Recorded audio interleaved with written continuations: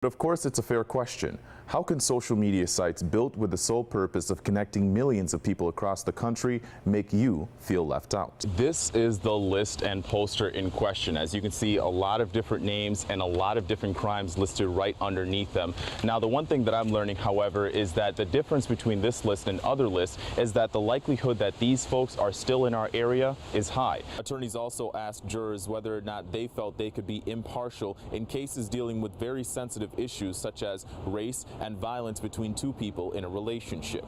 Getting pulled over is a situation that no one wants to be a part of. It's stressful not only for yourself, but for the officers involved as well. Prosecutors called everyone they could to testify to Donna's mental state. They wanted to prove once and for all that she was hardly capable of eating a meal herself, let alone making a decision about sex. A common misconception is that you're only restricted from physical contact with a protected party.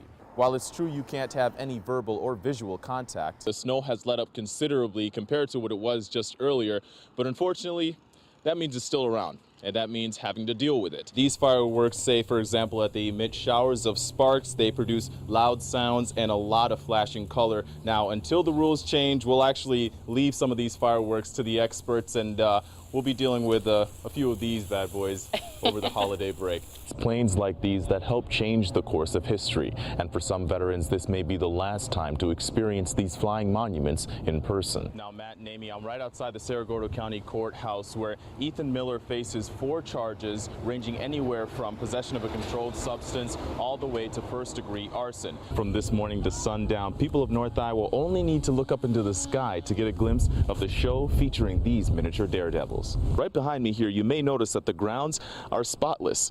And so you might be asking yourself, how is that possible with so many geese out this time of year? Well, they've actually come up with an answer for that. Right over there, they've installed a fake coyote in order to make sure that they keep the geese at bay and away from the property. Matt, it's becoming more and more common to see E85 fuel at the pumps. And that's to be expected, especially when we're seeing so many flex fuel cars out there today. Build it, they will come. And that's no more apparent than here at the Cedar River Complex, where people from all over the county have helped this facility grow over the past 5 years. If you have someone that is misspending millions and millions of dollars, and I point it out to you, try and think of me at least on that point as a good guy. Doug Lindeman knows he has an uphill battle ahead of him as he runs for a seat on the Charles City School Board. I think these are important issues, and I think it's been dropped by the current school board of letting the people speak. He's been a staple at school board meetings for the past few years, but one thing stands in his way of actually serving on the board. Lindeman is a convicted sex offender. In fact, he's pled guilty to lascivious acts against 2 minors back in 1988. I pled guilty because, as my lawyer told me, you're a gay man, you have no rights. And so I can never present any psychological information to the court. In claims he's made to the courts, Lindeman says he suffered from psychological issues during the time of his crimes. He spent 2 years in prison and went through sex treatment. Lindeman says he's since come to terms with his sexuality and is now capable of serving his community. I wasn't totally surprised that Doug Lindeman was running for the school board. Nancy Semerson says she too has seen Lindeman at school board meetings, but believes his motives are much different than what he says they are. He leaves immediately after we talk about anything that has to do with the new middle school. He never stays for anything else that would help our kids. Like Nancy, some have been skeptical of Lindeman's campaign, saying he only hopes to stall the building of the new facility. It's up to the community to get out and vote and speak with their votes by saying, here are the people that represent us and our values and what we want to see done in our school. Despite what you've heard, Lindeman says he's optimistic that voters will see that he has students' best interest in mind. I think that will fade into the distance, quite frankly. People are going to focus on the issues I'm bringing up, and that is this middle school. We need to move more cautiously on it. We need to use a new approach in its funding. Nancy is not convinced. I have 2 twin granddaughters who will be attending the public school next year. No, I would not want him anywhere near my granddaughters. We have people traveling from miles around to come to Garner to see our flowers. It's one of the many signs of summer for Garner. For the past 5 years, more than 60 bundles of flowers are brought to help decorate the town. It's a lot of work to keep it nice.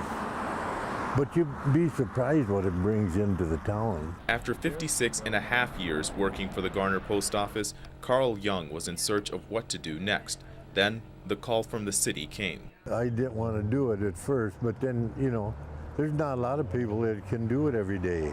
This Army veteran took on only the second job of his entire life. They do most of the planting, and they do a good job of it. Every day, Carl wakes up early and waters the entire row of flowers down Main Street. I usually get up early in the morning anyway, so I might as well be doing something. After Carl started doing this, you can see how nice they are. It's just, he's been a godsend. He's really doing a great job for us. And the community loves Carl for doing it. And it may help that he practically knows everyone in town. They're close-knit, so, and they all enjoy a nice-looking city. Boy, that medium looks nice, so don't it? In recent years, Carl has become something of a handyman in Garner, helping to mow city parks and even raking the local baseball field. I just enjoy doing it. Otherwise, if I didn't, I wouldn't do it. And don't bother asking how long he plans on watering these flowers. Young says he's here to stay. Unless, of course, maybe they'll fire me, who knows? In Garner, Levi Ismail, KIMT News 3.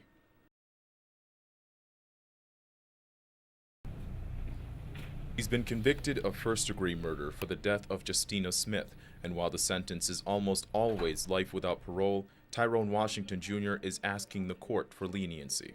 I did what anyone would have done, put in that situation.